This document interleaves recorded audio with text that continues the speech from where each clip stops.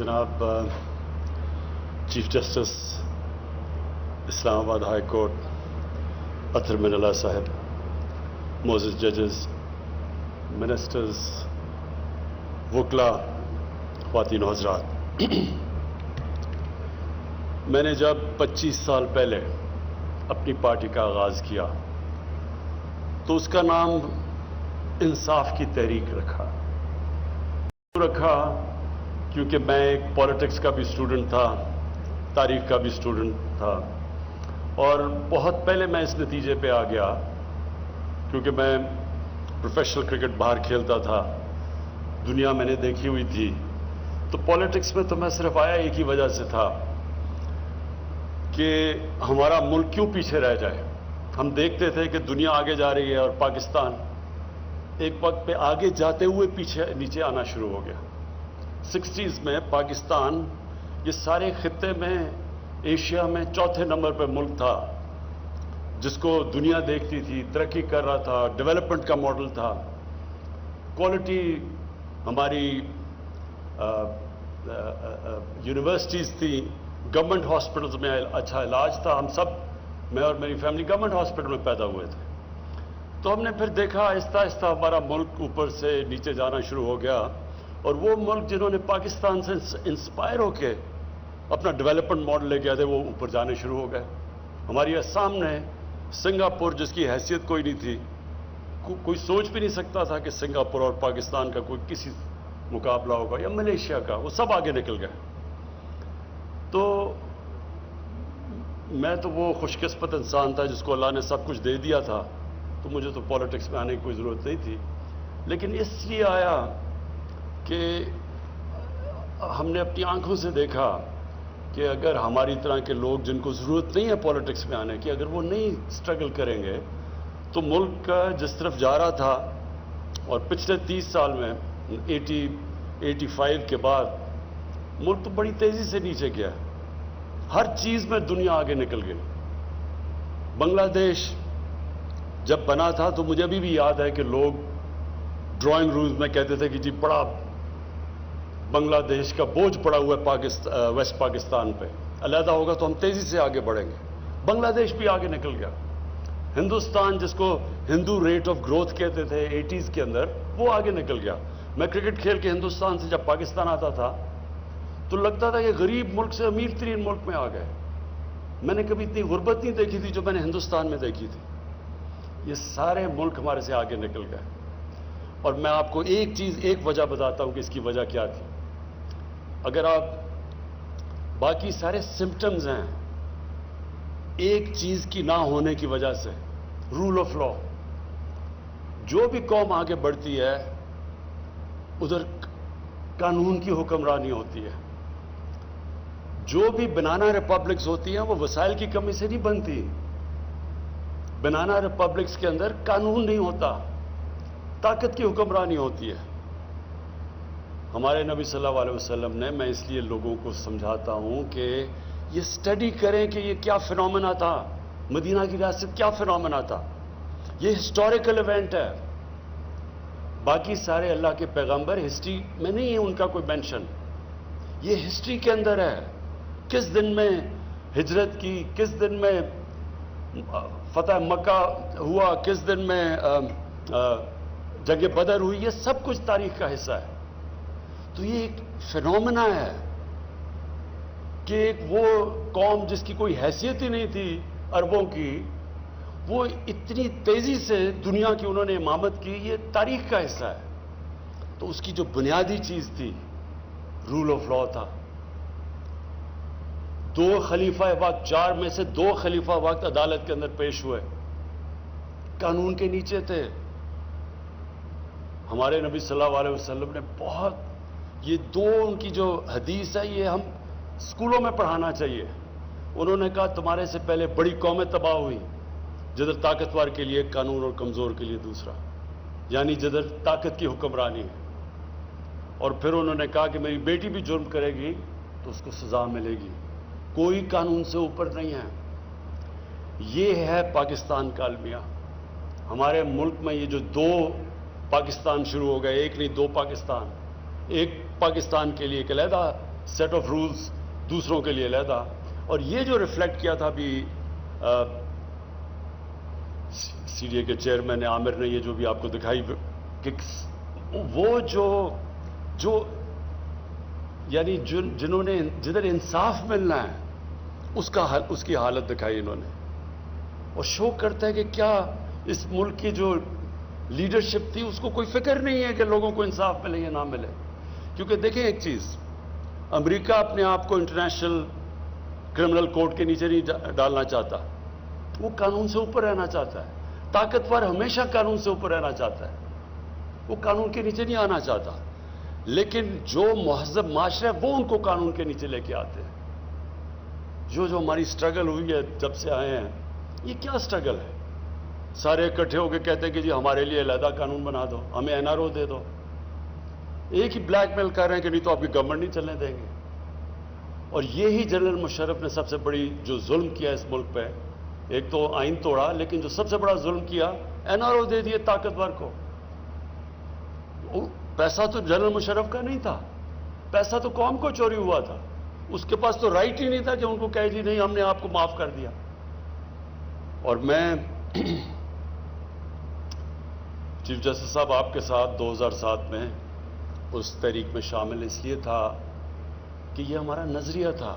मैं तो पहले दिन से कह रहा था, 25 साल पहले कह रहा था कि मुल्क तो सिर्फ तब आगे बढ़ेगा जिस मुल्क में आज़ाद अदालतें आएँ। और जब इतनी वो स्ट्रगल थी, और वो एपिक स्ट्रगल थी, क्योंकि मुझे बड़ा फख्र है कि हम उस बड़ी ज़बरदस्त स्ट्रगल थी, वो एक डेमोक्रेटिक स्ट्रगल थी, वो in fact struggle rule of law की थी। कि एक मिलिट्री डिक्टेटर को कह रहे थे कि आप ये नहीं कर सकते कि जज को, चीफ जस्टिस को इस तरह आप उसको हटा नहीं सकते। लेकिन मुझे बड़े अफसोस से कहना पड़ता है कि जो उस स्ट्रगल की नतीजे में जो रिजल्ट्स आने चाहिए थे, वो मुझे अफसोस से कहना पड़ता है वो नहीं आए। और वो एक और कहानी है कि वो जिधर वो उसने जाना चाहिए था वो नहीं गई। लेकिन जो रूल ऑफ लॉ, जो कानून की, जो इंसाफ की स्ट्रगल है, वो एक ऑनगोइंग स्ट्रगल है। वो मुसलसल एक माशरा उसकी स्ट्रगल करता है। और यही जो माशरा ये इस्टेब्लिश कर लेता है कानून की बालादस्ती, वही माशरा खुशहाल होता है। जब रियासत मदीना और हमने फैसला किया कि हमारे बच्चे 8, 9 और 10 क्लासेस के अंदर पूरी सीरत नबी पढ़ेंगे, हम उनको इसलिए पढ़ाना चाहते हैं कि ये तारीख में ये जो फिनोमेना था इसको स्टडी किया जाए, बच्चों को भी पता हो, तारीख का पता हो कि ये कोई ग्रीक मिथोलॉजी नहीं है, ये तारीख का हिस्सा है कि कैसे एक कौम ट्रांसफॉर्म होती है। वो क्या कैरेक्टर था जो इंसानों के कैरेक्टर बदल दिए उन्होंने, और फिर वो क्या प्रिंसिपल्स के ऊपर वो कौम खड़ी हुई थी। और अगर आप वो प्रिंसिपल स्टडी कर लें, जो भी आज दुनिया में खुशहाल माशरा है वो उन प्रिंसिपल्स पे खड़ा है। खुशहाली आ ही नहीं सकती जब तक आप में रूल ऑफ लॉ ना हो। पाकिस्तान का सबसे बड़ा एहसास आज ओवरसीज पाकिस्तानी है, हम रियलाइज नहीं करते।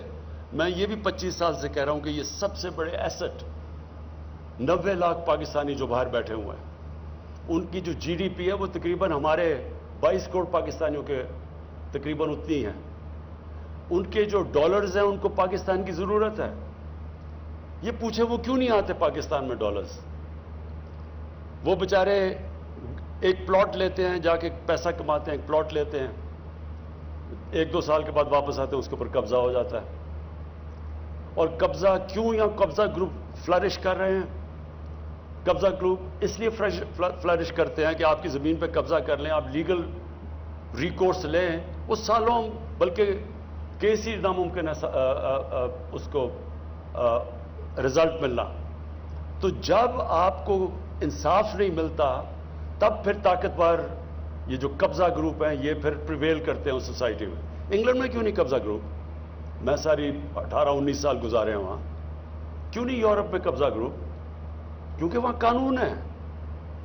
तो हमें हमारी जो स्ट्रगल है, और चीफ जस्टिस साहब मैं आपको दाद देता हूं, आपने बड़ी बड़ी ज़बरदस्त जजमेंट्स दिए हैं जो कि हमारे माशरे के लिए इंपॉर्टेंट है, और एनवायरनमेंट के लिए ख़ास तौर पे, क्योंकि हमने बड़ी तबाही की अपने मुल्क की।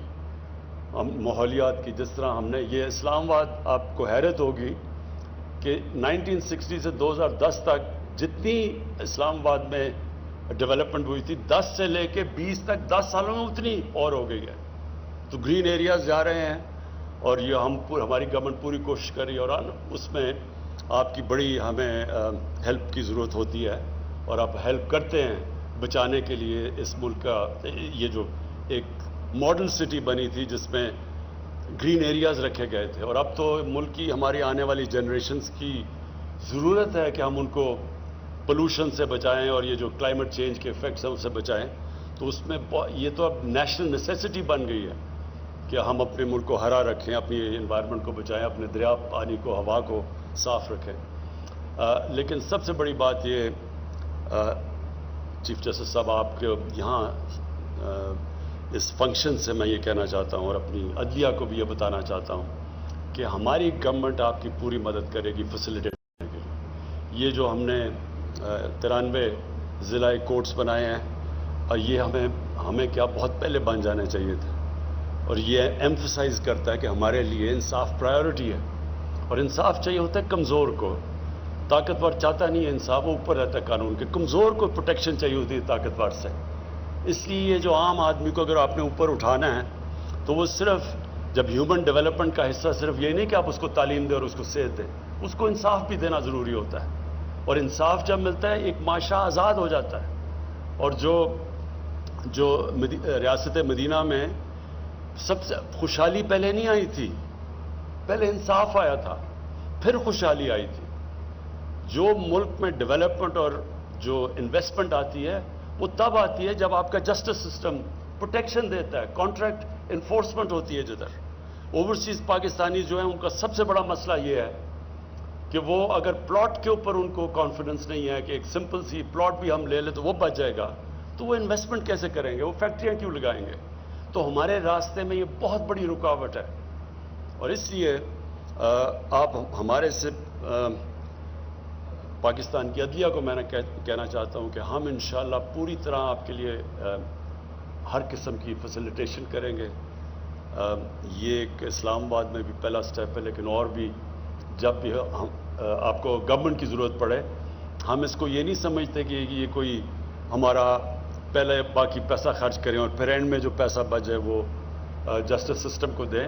ہم سمجھتے ہیں یہ پرائیورٹی ہے، اس کی وجہ سے پیسہ آتا ہے. جب آپ کے ملک میں انصاف ہوتا ہے تو انویسٹمنٹ اور خوشحالی آتی ہے. تو اس لیے مجھے آج بڑی خوشی ہے.